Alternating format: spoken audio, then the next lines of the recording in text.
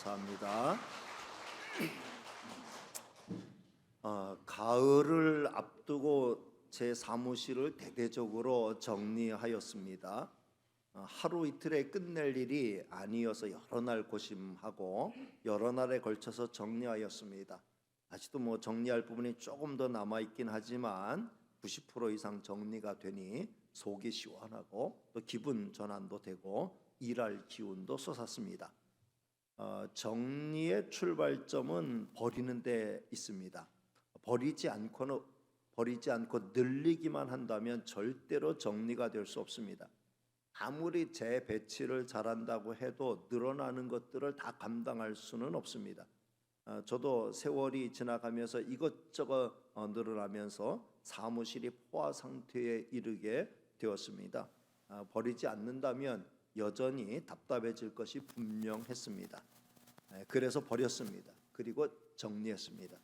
가장 먼저 버린 게 15년 이상 사용한 락부락부 침대입니다.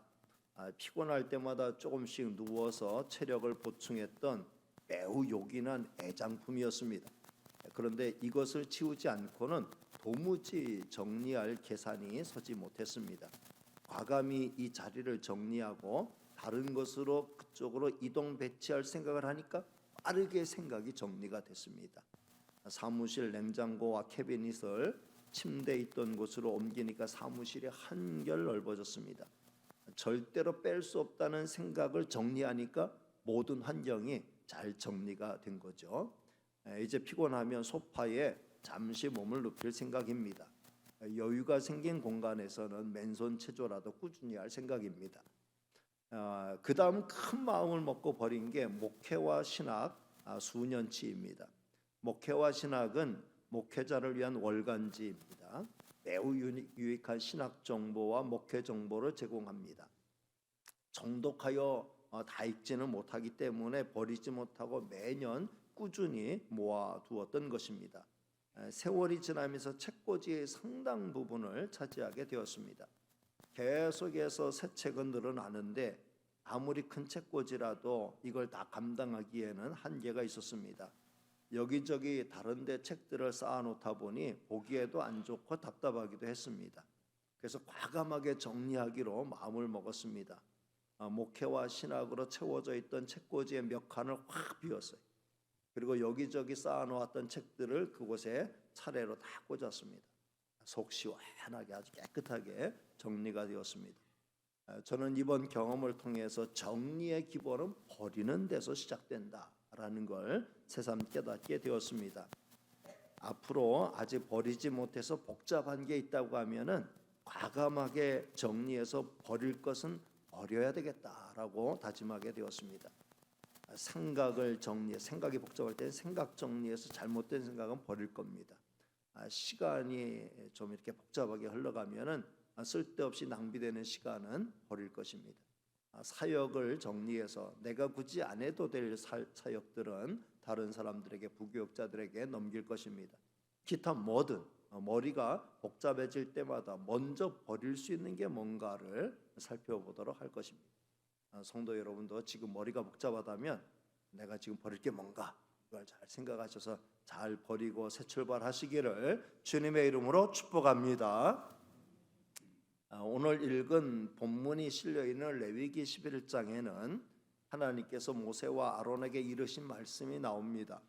핵심적인 내용은 하나님께서 이스라엘 자손이 먹을 수 있는 동물과 먹을 수 없는 동물을 친절하게 구별하여 알려주신 것입니다. 먼저 땅 위에 있는 짐승들 가운데 먹을 수 있는 것과 먹을 수 없는 것을 구별하여 일러주셨습니다.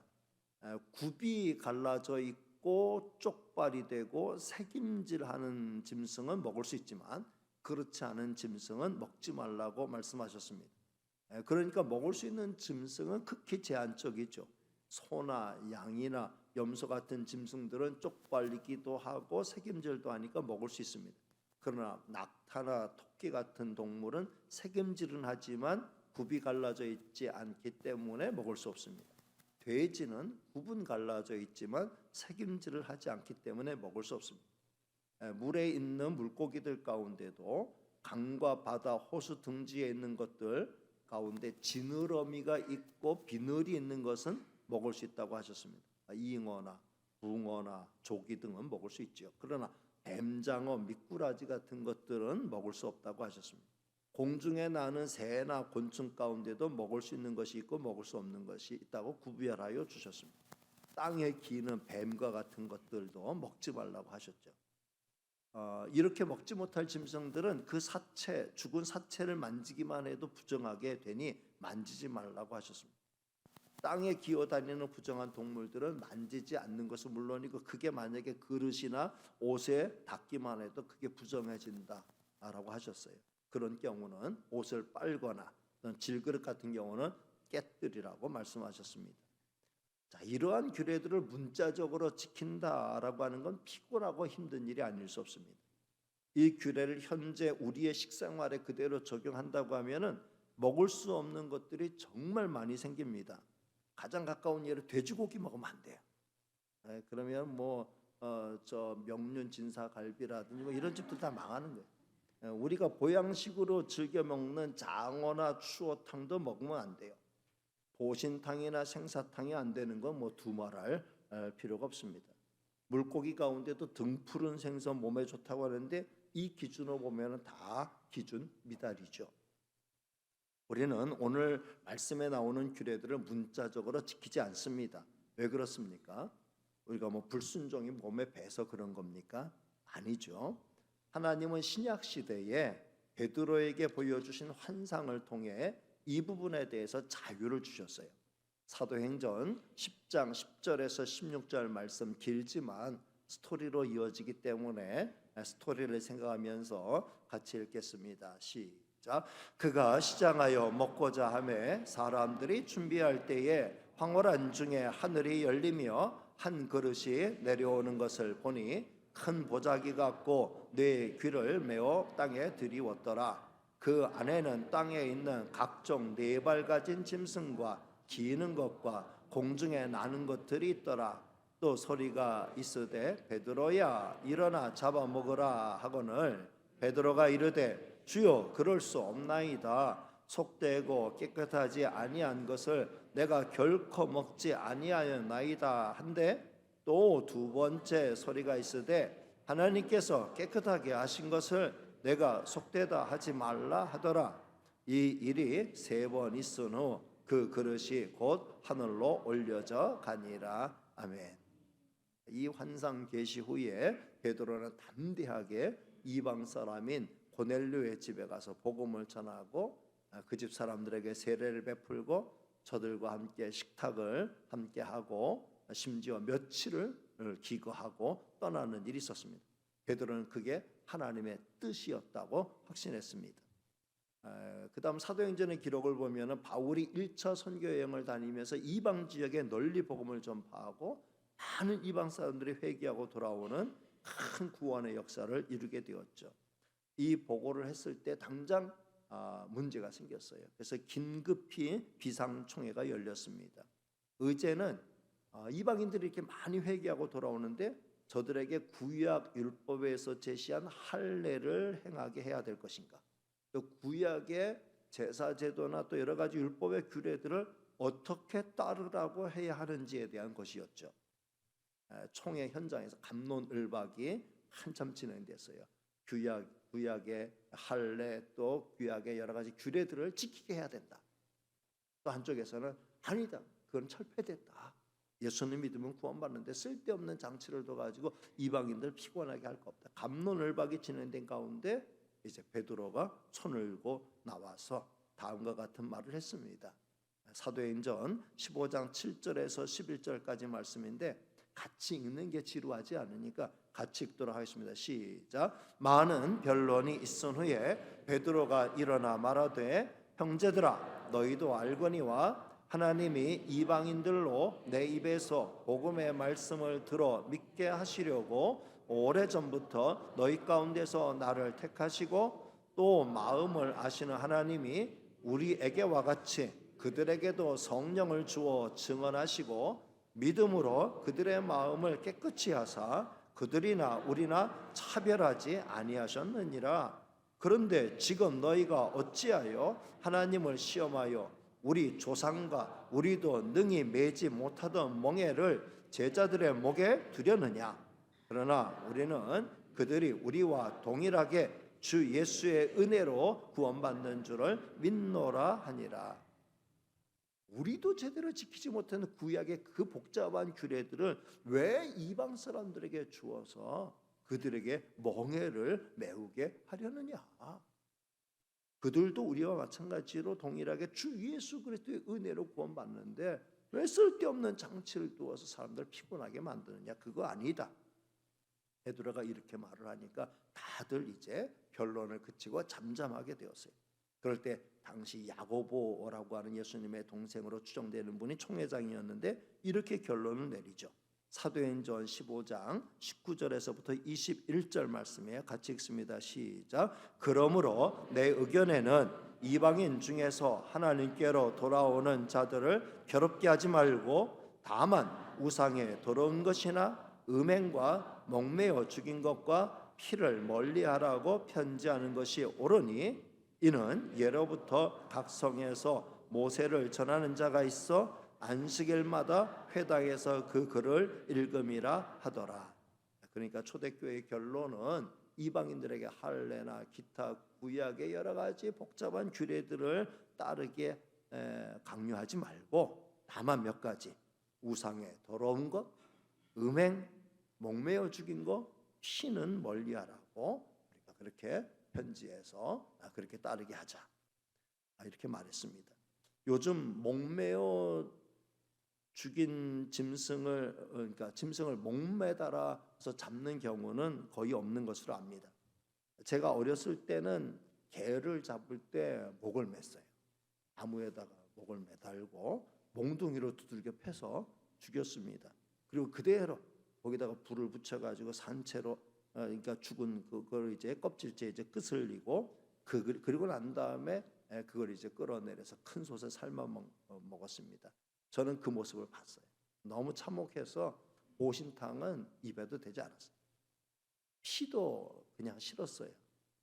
선짓국이 싫었고 또 순대도 뭐 피가 들어간다는 이런 이야기를 들은 적이 있어가지고 입에 되지 않고 있습니다. 그러나 이 부분 또한 오늘 우리가 문자적으로 지키라고 하는 데는 문제가 있어요. 왜냐하면 아까 이 야고보 총회장이 이런 결론을 내린 것은 아직 유대교 전통이 남아 있는 곳에 그 이방 땅이라도 유대교인들이 모여 사는 곳에서 안식일마다 모세 율법을 가지고 읽는 일들이 있었다는 거죠. 그렇기 때문에 구약의 규례들 가운데 목매어 죽인 것이나 피는 범이 금한 것이니까 그것까지 해제하지 말고 그거는 그대로 두자라는 그런 이제 결론을 내렸던 것을 볼 수 있습니다. 그러나 이제 이것을 지금 우리의 현실에까지 적용하는 것은 무리가 있다는 거죠. 예수님에게서 답을 찾아야 되는데요. 성도 여러분, 무엇이 우리를 부정하게 하는 것일까요? 과연 음식물, 어떤 음식물을 먹으니까 부정하게 되고 어떤 음식을 먹으니까 부정하지 않게 되고 음식물이 우리를 부정하게 하고 또는 부정하지 못하게 하고 그렇게 하는 걸까요? 예수님은 그런 것이 아니라고 명확하게 깨우쳐 주셨어요. 마가복음 7장 18절부터 23절 말씀, 예수님이 주신 말씀이니까 한번 뜻을 생각하면서 천천히 읽겠습니다. 시작. 예수께서 이르시되 너희도 이렇게 깨달음이 없느냐? 무엇이든지 밖에서 들어가는 것이 능히 사람을 더럽게 하지 못함을 알지 못하느냐? 이는 마음으로 들어가지 아니하고 배로 들어가 뒤로 나감이라. 이러므로 모든 음식물이 깨끗하다 하시니라. 또 이르시되 사람에게서 나오는 그것이 사람을 더럽게 하느니라. 속에서 곧 사람의 마음에서 나오는 것은 악한 생각 곧 음란과 도둑질과 살인과 간음과 탐욕과 악독과 속임과 음탕과 질투와 비방과 교만과 우매함이니 이 모든 악한 것이 다 속에서 나와서 사람을 더럽게 하느니라. 예수님이 하신 말씀이 뭐예요? 우리가 밖에서 입으로 들어가는 것들은 우리 마음으로 들어가지 않고 뱃속으로 들어갔다가 뒤로 나간다는 거예요. 음식물이 우리를 부정하게 않는다는 거죠. 그래서 모든 음식물이 깨끗하다 이렇게 말씀하셨어요. 모든 음식물이 깨끗하다. 그러나 사람에게서 나오는 것, 특별히 사람의 마음에서 나오는 12가지 악한 것들, 악한 생각, 이런 것들이 우리를 더럽히는 것이다 라고 이렇게 말씀하셨어요. 성도 여러분, 예수님의 말씀처럼 밖에서 입으로 들어가는 음식물은 우리를 정하게도 하지 못하고 부정하게도 하지 못하는 겁니다. 따라서 음식물을 가지고 정하다 부정하다 따질 필요는 이제 없습니다. 예수님은 모든 음식물이 다 깨끗하다고 말씀하셨어요. 따라서 정말 우리에게 중요한 것은 어떤 음식물이 나를 부정하게 할 것인가 이걸 염려하는 게 아니라 내 마음속 깊은 곳에 자리 잡고 있으면서 나를 더럽게 하는 온갖 부패한 생각들을 어떻게 떨쳐버릴 수 있는가라고 하는 게 우리의 관심사가 되어야 한다는 거죠.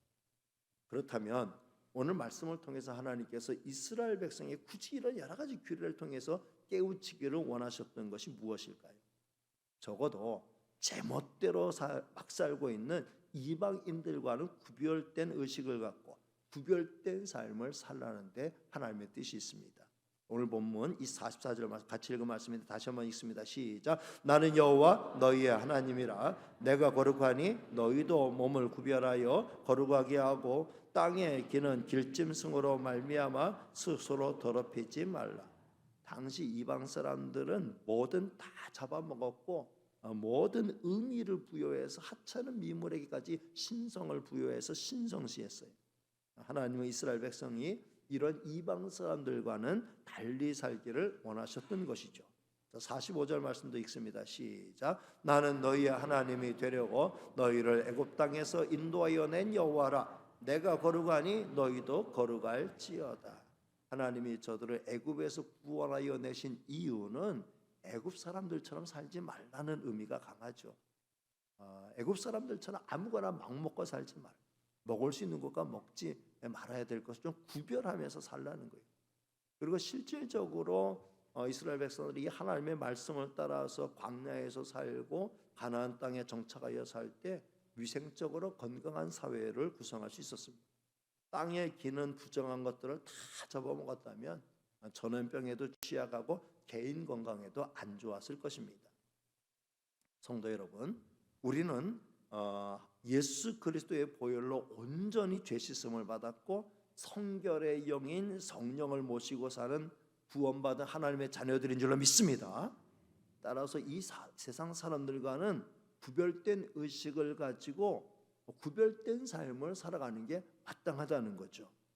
오늘 말씀에서 저는 분별이라는 말, 구별이라는 말, 차별이라는 말을 이렇게 사용했는데 비슷한 말이지만 약간의 뉘앙스는 차이가 있어요.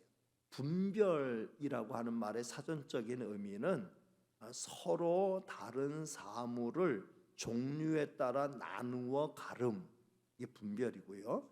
구별은 비슷한 의미긴 하지만 어떤 것과 다른 것을 차이에 따라 나눔. 이거 반면에 차별이라는 말은 둘 또는 여러 사이에 차등을 두어 구별함. 이렇게 의미를 사전적 의미를 따져볼 수 있습니다. 이렇게 봤을 때 이 분별이나 구별은 비슷한 성격이고 차별은 완전히 다른 의미가 되죠. 사람 사이에 차등을 두어 구별함은 성경적이지 않아요. 따라서 사람을 차별하면 안 됩니다. 앞서 읽은 베드로의 말에도 하나님은 사람을 차별하지 않으셨다라는 말씀을 했죠. 절대로 둘 이상의 사람을 두고 차등을 두어 구별하는 차별은 우리는 하지 말아야 합니다. 반면에 분별과 구별은 반드시 사용해야 되죠. 분별과 구별에 약간의 뉘앙스 차이가 있는데 저는 이렇게 나눠서 사용합니다. 개인적인 제 나름대로의 기준인데 분별은 내가 판단의 주체가 되어서 사물이나 상황을 분별하는 거죠.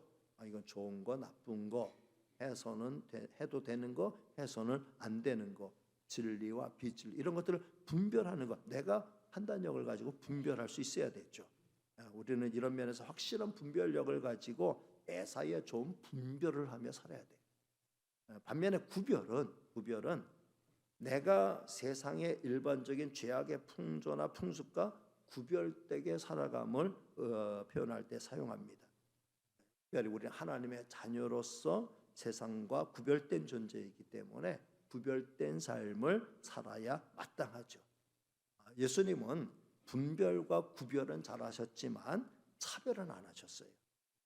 일례로 세리와 죄인을 멀리하지 아니하셨고, 당시 바리새인들은 멀리했거든요. 가까이 하면 부정하다. 예수님 그들을 가까이 하셨고, 그들의 죄는 분별하셨고, 그들을 차별하지 아니하시고, 저들을 불쌍히 여기시고 복음 전하시고 구원의 길로 이끄시는 역할을 하셨죠. 그러니까 우리도 예수님을 따라가는 게 마땅합니다.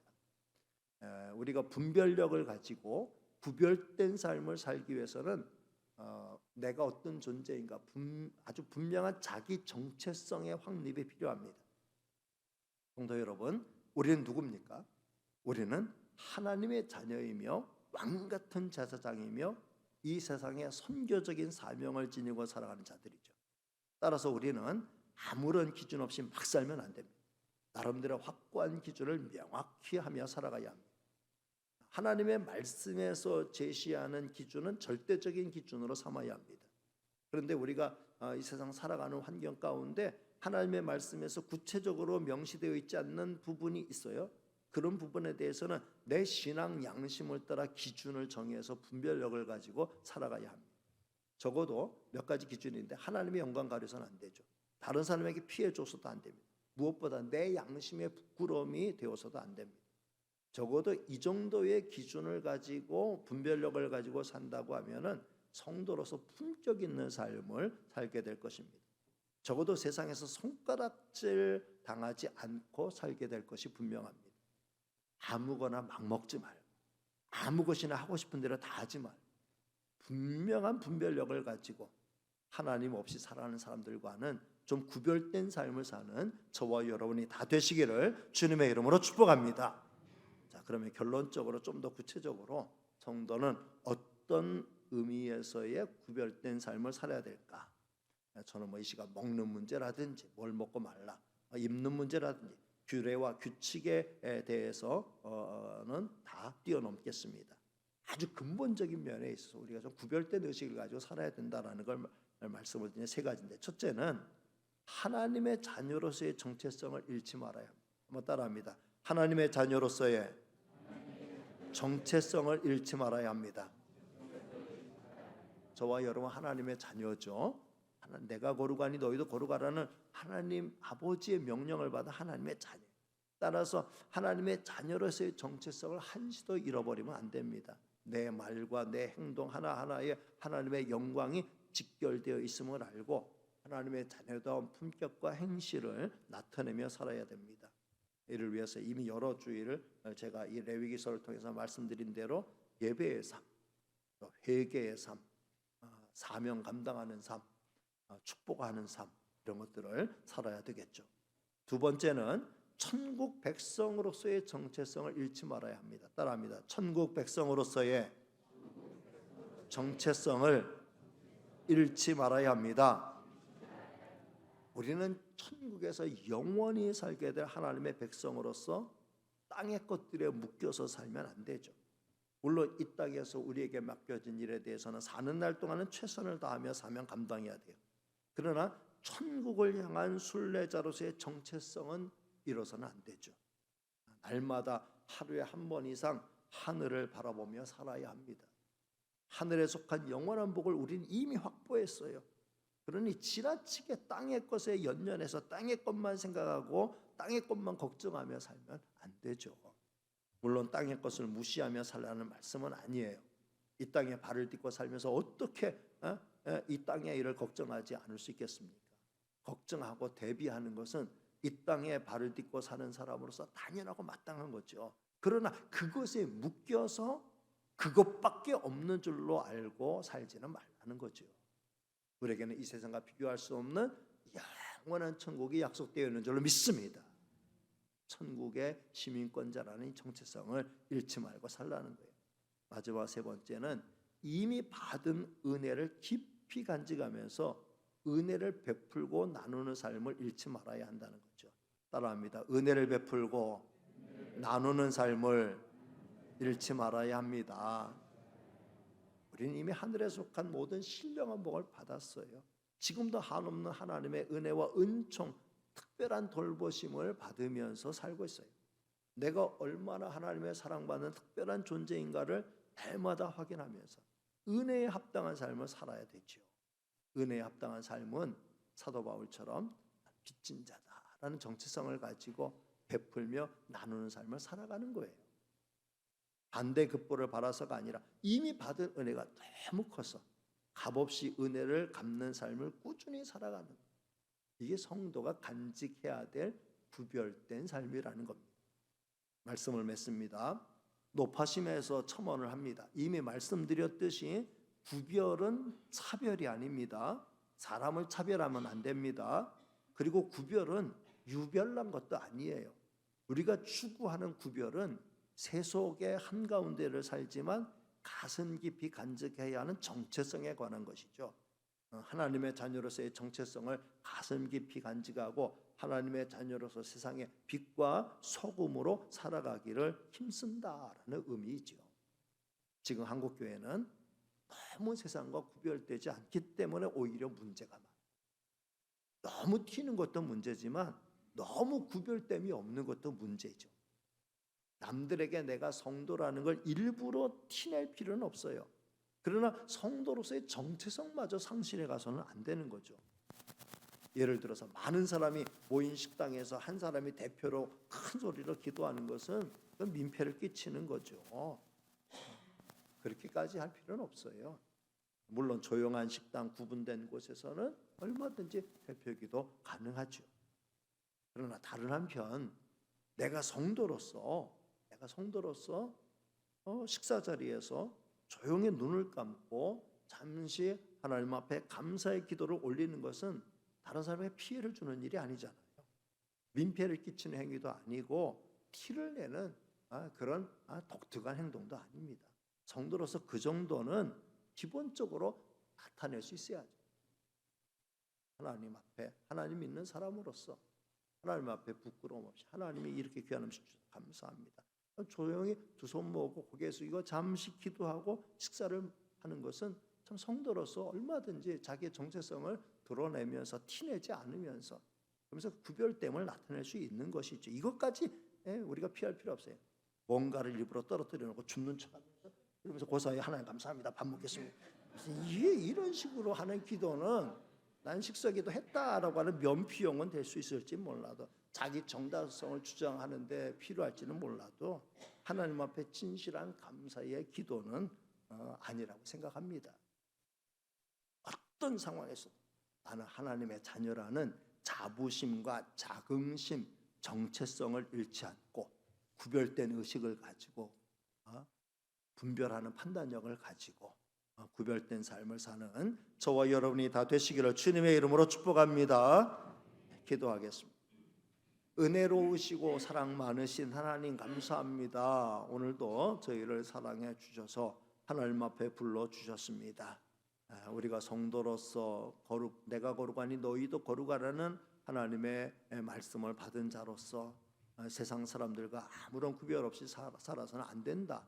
티내고 남에게 피해를 주는 그런 삶은 아니라도 내가 적어도 구별된 의식을 가지고 분별력을 가지고 잘 분별하면서 살아갈 수 있는 저희가 되게 하여 주옵소서. 이게 지나쳐서 다른 사람을 차별하는 사람은 되지 않도록 은혜를 더하여 주시옵소서. 모든 말씀 예수님의 이름으로 기도하옵나이다. 아멘.